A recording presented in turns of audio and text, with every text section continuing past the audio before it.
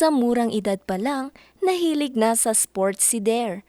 Aniya, nagsimula siya sa sport na wushu pero lumipat ito sa kickboxing. Pero ngayong taon, pinasok naman niya ang mundo ng mixed martial arts na Muay Thai. Sa kabila nito, naging pambato pa rin siya ng lungsod ng Baguio sa Cordillera Administrative Region Athletic Meet Association 2025. At sa una nitong laban, agad na itong nakasungkit ng ginto. Po yung mga sekreto po bakit po ako nagkagagold ng mga Muay Thai.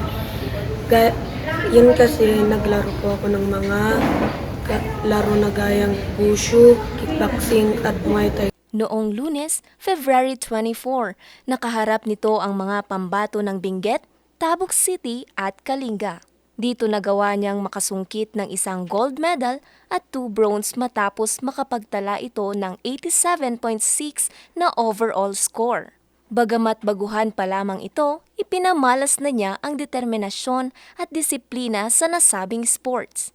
Labis ang kasiyahan at kagalakan na nadarama niya ngayon sapagkat bukod sa pagkapanalo, masasabi din nating nakahanap siya ng mga bagong kaibigan. Yung medalya ko po dun sa my first place at ito po yung special awards ko po sa Muay Thai, Best in Muay Thai.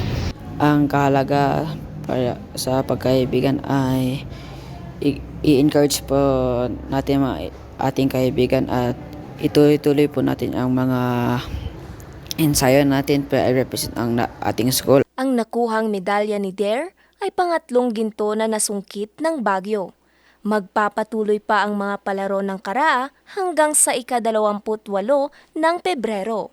Kayla May Honrado, RNG News.